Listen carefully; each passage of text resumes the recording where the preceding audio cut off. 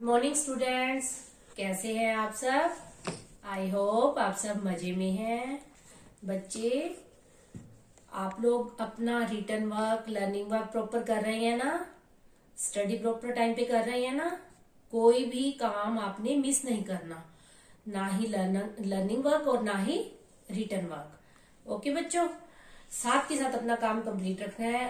essay 2 उसकी हिंदी पाठ्य पुस्तक की नोटबुक जो है आपने नई लगानी है और सेमेस्टर सेकंड जरूर लिखना है स्टार्टिंग में, और प्रॉपर कंप्लीट सुंदर राइटिंग में। ओके बच्चों, तो आज हम करेंगे हिंदी व्याकरण का पाठ 8 सर्वनाम। पाठ 8 सर्वनाम। सर्वनाम का अर्थ क्या होता है? सर्व का अर्थ होता है सब, और नाम, नाम का अर्थ नाम। तो सबके लिए नाम। तो सर्वनाम का क्या क्या अर्थ हुआ? सबके लिए नाम। तो आज मैं आपको सर्वनाम की परिभाषा और उसके भेदों के बारे में बताऊंगी। आपने ध्यान से सुनना है। सर्वनाम, सबसे पहले तो सर्वनाम शब्द करवाने से पहले मैं आपसे पूछना चाहूंगी, आपको संज्ञा शब्द याद है? अभी हमने फर्स्ट सेमेस्टर में ही हमने किया है संज्ञा। संज्ञा क्या होता है? किसी व्यक्ति, वस्तु, स्थान, प्राणी, भाव के नाम को हम क्या कहते हैं? संज्ञा। संज्ञा का सिंपल सा अर्थ आपने ये याद रखना है कि नामों को संज्ञा कहते हैं, चाहे वो किसी व्यक्ति का हो, वस्तु का हो, स्थान का हो, प्राणी का हो या भाव का हो। तो उन व्यक्ति, वस्तु, स्थान, प्राणी, भाव के नाम को हम संज्ञा कहते हैं। तो संज्ञा के स्थान पर जिन शब्दों का प्रयोग किया जाता है उन्हें सर्वनाम कहते हैं। वो कैसे, मैं आपको समझाती हूँ। देखिए, जैसे मैं कहूं राम खाना खा रहा है,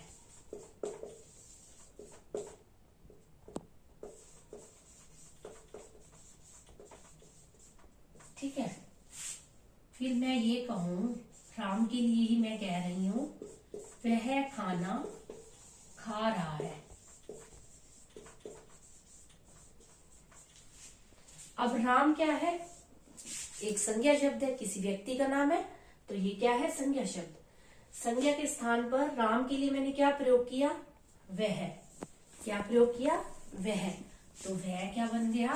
सर्वनाम शब्द। संज्ञा के स्थान पर प्रयोग किए जाने वाले शब्दों को हम क्या कहते हैं? सर्वनाम। राम, श्याम, व मोहन जा रहे हैं।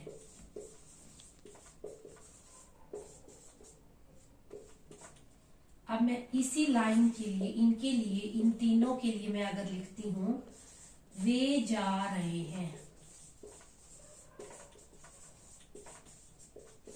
ठीक है। तो राम संज्ञा शब्द है, श्याम, मोहन तीनों संज्ञा शब्द है। इन तीनों के स्थान पर मैंने क्या प्रयोग किया? वे। क्या प्रयोग किया? वे। तो वे क्या हो गया? सर्वनाम शब्द, ठीक है। तो सर्वनाम शब्द जो है एक वचन में भी होते हैं और बहुवचन में भी होते हैं। तो सर्वनाम की परिभाषा क्या बनेगी? संज्ञा के स्थान पर जिन शब्दों का प्रयोग किया जाता है, जैसा कि मैंने बताया, संज्ञा के स्थान पर जिन शब्दों का प्रयोग किया जाता है उन्हें सर्वनाम कहते हैं।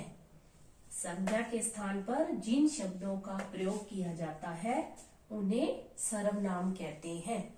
सर्वनाम के भेद, सर्वनाम के 6 भेद होते हैं। कितने भेद होते हैं सर्वनाम के? 6 भेद। सर्वनाम कहते किसे हैं? संज्ञा के स्थान पर जिन शब्दों का प्रयोग किया जाता है उन्हें सर्वनाम कहते हैं। सर्वनाम के 6 भेद होते हैं। नंबर 1 पुरुषवाचक सर्वनाम, नंबर 2 निश्चयवाचक सर्वनाम, नंबर 3 अनिश्चयवाचक सर्वनाम, नंबर 4 प्रश्नवाचक सर्वनाम, नंबर 5 संबंधवाचक सर्वनाम, नंबर 6 निजवाचक सर्वनाम। अब सबसे पहले पुरुषवाचक सर्वनाम। पुरुषवाचक सर्वनाम क्या होता है? जिन शब्दों का प्रयोग, जिन सर्वनाम शब्दों का प्रयोग बोलने, सुनने और किसी अन्य व्यक्ति के लिए, अन्य व्यक्ति या वस्तु के लिए किया जाए, उन्हें क्या कहते हैं? पुरुषवाचक सर्वनाम। जैसे इसके पुरुषवाचक सर्वनाम के भी आगे 3 भेद होते हैं, उत्तम पुरुष, मध्यम पुरुष और अन्य पुरुष। अब उत्तम पुरुष कौन सा होता है? जो बात कर रहा हो। मान लो 2 व्यक्ति आपस में बात कर रहे हैं, उनमें से जो व्यक्ति बात कर रहा है तो वो क्या हो गया? बोलने वाला क्या हो गया? उत्तम पुरुष।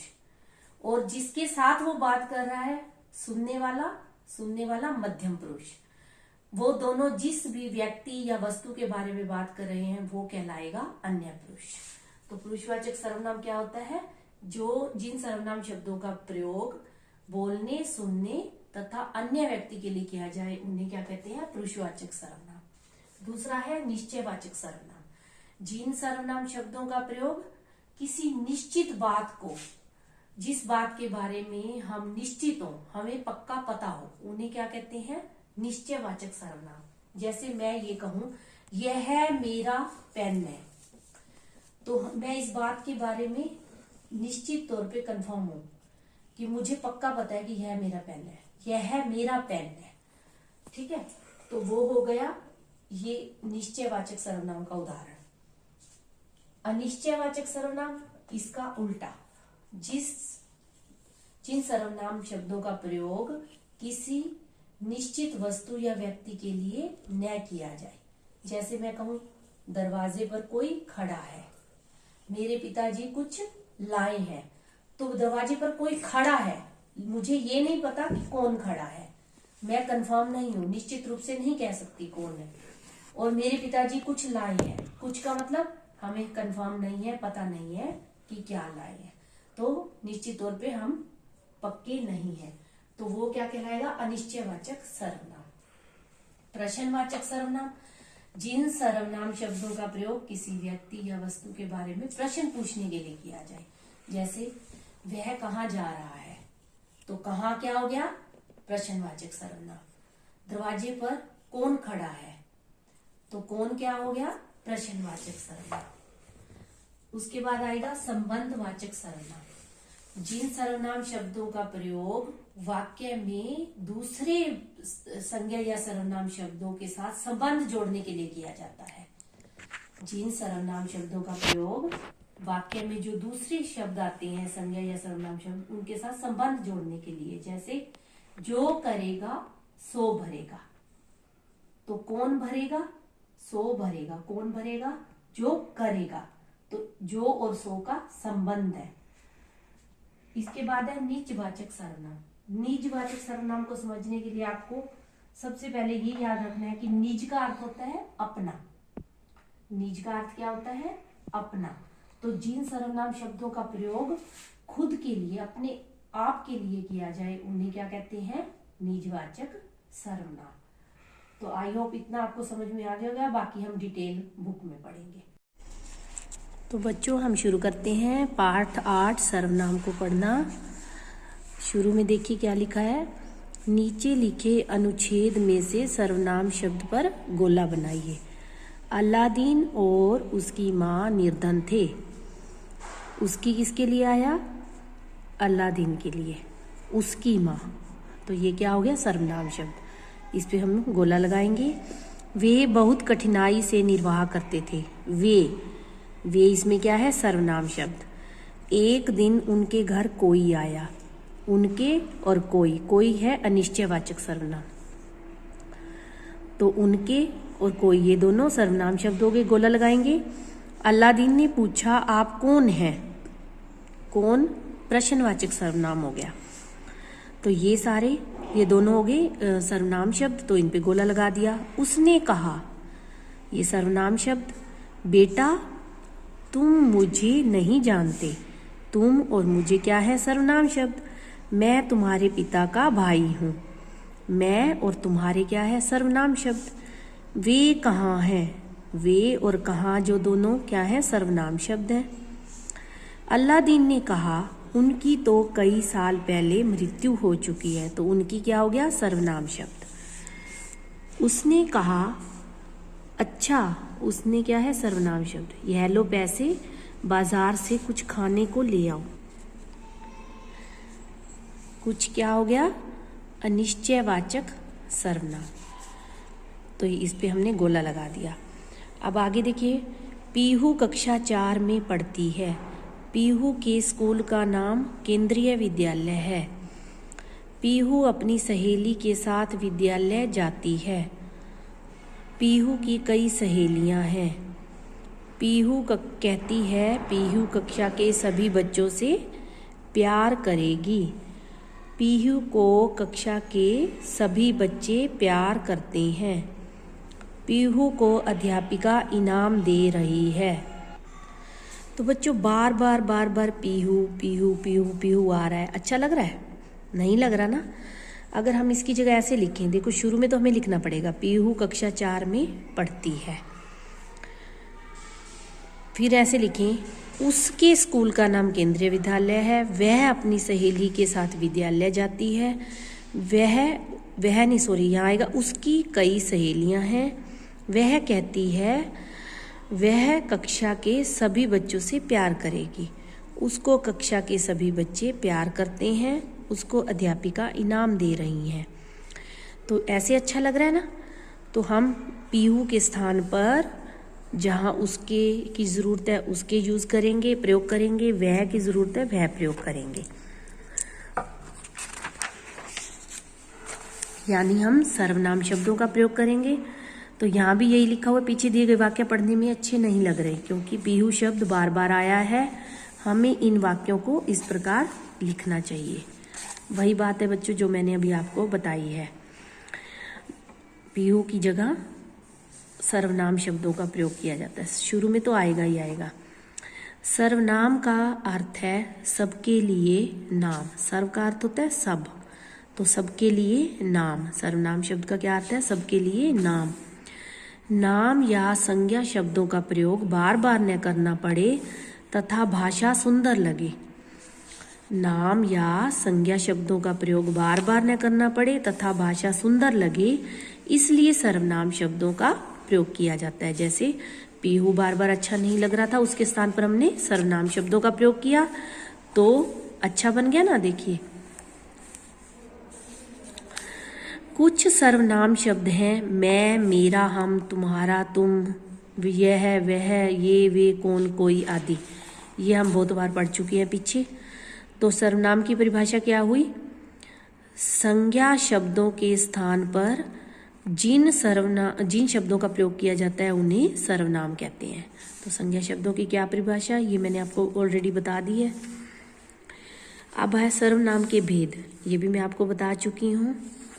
ठीक है, तो अब हम इनको वर्णन करके पढ़ेंगे। इसका वर्णन करेंगे बार बार हर इसके भेद का। नंबर 1 है पुरुषवाचक सर्वनाम। अब पुरुषवाचक सर्वनाम क्या होता है?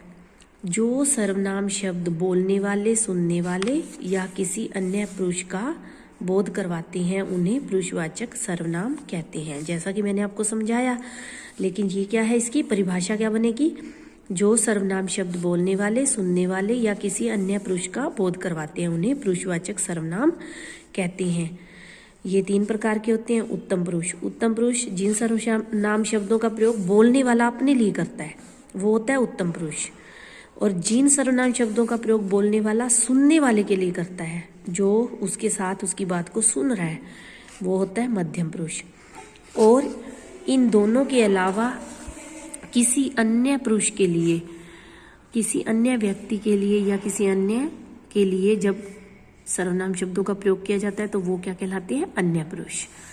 दूसरा नंबर है निश्चयवाचक सर्वनाम। निश्चयवाचक सर्वनाम क्या होता है? जिन सर्वनाम शब्दों का प्रयोग किसी निश्चित व्यक्ति या वस्तु के लिए किया जाए उन्हें निश्चयवाचक सर्वनाम कहते हैं। जैसे वह, वे, यह, ये आदि।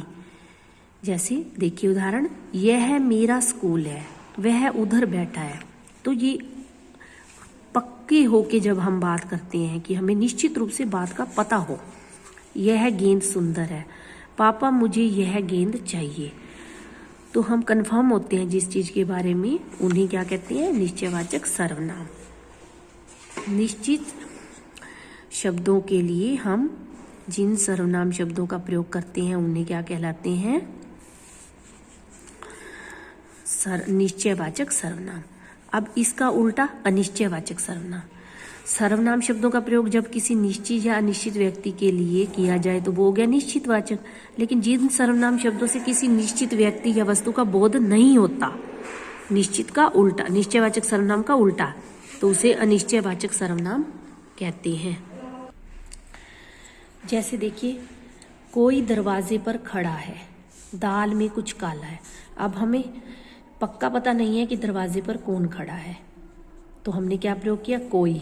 दाल में कुछ काला है, हमें पक्का पता नहीं है क्या काला है, तो हमने इसका क्या प्रयोग किया? कुछ का। तो ये क्या हो गया? अनिश्चयवाचक सर्वनाम। नंबर 4, प्रश्नवाचक सर्वनाम। जिन सर्वनाम शब्दों से किसी व्यक्ति या वस्तु के विषय में प्रश्न पूछा जाए। जिन सर्वनाम शब्दों से किसी व्यक्ति या वस्तु के विषय में प्रश्न पूछा जाए, जैसे वह कहाँ जा रहा है, क्या उसने खाना खा लिया, तो उसे क्या कहते हैं? प्रश्नवाचक सर्वनाम। कौन बुला रहा है, क्या खा रहे हो, आप कौन बोल रहे हैं, आपको किससे बात करनी है, तो प्रश्न पूछे जा रहे हैं ना। तो ये प्रश्न पूछने के लिए जिन सर्वनाम शब्दों का प्रयोग किया जा रहा है, कौन, क्या, किससे, कहाँ, तो ये सारे क्या हो गए? प्रश्नवाचक सर्वनाम। अब नंबर 5 है संबंधवाचक सर्वनाम। संबंधवाचक सर्वनाम जो सर्वनाम शब्द वाक्य में आए दूसरे संज्ञा या सर्वनाम शब्दों के साथ संबंध जोड़ते हैं। जो सर्वनाम शब्द वाक्य में आए दूसरे संज्ञा या सर्वनाम शब्दों के साथ संबंध जोड़ते हैं उसे संबंधवाचक सर्वनाम कहते हैं। जैसे जिसका, उसका, जो, सो, जो, वह आदि। जैसे देखिए यहाँ लिखे उदाहरण, जिसकी लाठी उसकी भैंस। तो भैंस किसकी है? जिसकी लाठी है, तो इन दोनों का संबंध है। जैसा करेगा वैसा भरेगा, कैसा भरेगा? जैसा करेगा, तो इन दोनों का संबंध है। जो पहले आया वह पहले गया। कौन पहले गया? जो पहले आया, तो इन दोनों का संबंध है। तो ये क्या है? संबंधवाचक सर्वनाम के उदाहरण। अब नंबर 6 है निजवाचक सर्वनाम। ये आपको ऐसे याद रहेगा, निज का मतलब होता है अपना। आप यहाँ ऐसे आपको जल्दी याद हो जाएगा। देखिए, निज का मतलब क्या होता है? अपना। तो निजवाचक सर्वनाम की परिभाषा क्या बनेगी? जिन सर्वनाम शब्दों का प्रयोग अपने लिए किया जाए उसे निजवाचक सर्वनाम कहते हैं। जिन सर्वनाम शब्दों का प्रयोग अपने लिए किया जाए उसे निजवाचक सर्वनाम कहते हैं। जैसे आप, अपने आप, खुद, स्वयं आदि, ये निजवाचक सर्वनाम के उदाहरण है। हमें अपना कार्य स्वयं करना चाहिए। हमें अपना कार्य स्वयं करना चाहिए। स्वयं क्या हो गया? निजवाचक सर्वनाम। वह अपने आप घर चला जाएगा, तो अपने आप क्या हो गया? सर्वनाम, निजवाचक सर्वनाम। पेज नंबर 44 आगे। जिस प्रकार संज्ञा शब्दों में एक वचन और बहुवचन होते हैं उसी प्रकार सर्वनाम शब्दों में भी एक वचन बहुवचन होते हैं। जैसे हम बनाते हैं ना बच्चा, बच्चे। बच्चा क्या है? संज्ञा शब्द है, तो उसका हम बहुवचन बनाते हैं बच्चे। तो ये क्या है? संज्ञा शब्द है ना बच्चा, तो बच्चा, बच्चे। ऐसे संज्ञा शब्दों के भी जैसे बहुवचन होते हैं, ऐसे सर्वनाम शब्दों के भी बहुवचन होते हैं।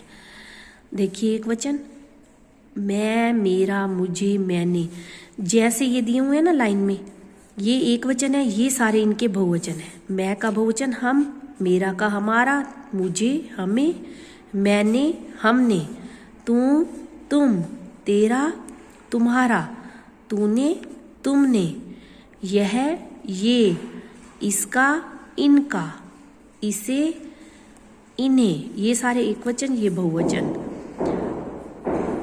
इसने इन्होंने, वह वे, उसका उनका, उसे उन्हें, उसने उन्होंने, कोई किन्हें, जिसे जिन्हें, किसका किनका।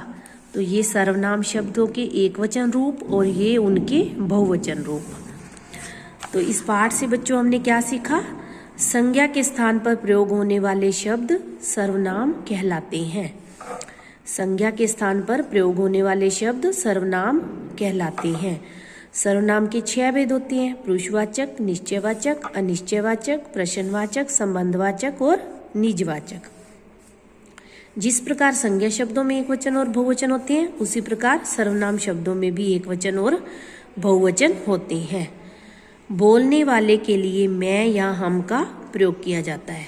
बोलने वाले के लिए मैं या हम का प्रयोग किया जाता है। सुनने वाले के लिए तू, तुम, आप का प्रयोग किया जाता है। तो इस पाठ से हमने क्या सीखा? सुनने वाले के लिए तू, तुम, आप का प्रयोग किया जाता है। दूसरों के लिए यह, वह, ये, वे का प्रयोग किया जाता है। दूसरों के लिए यह, वह, ये, वे का प्रयोग किया जाता है। तो आई होप बच्चों आपको समझ में आ गया होगा ये लेसन। मंडे को आपकी हिंदी की डाउट क्लास लगा करेगी। अब आप कोई भी डाउट हो तो उसको लिख के रखा करो और अपने डाउट क्लियर कर लिया करो। ओके, टेक केयर बेटा।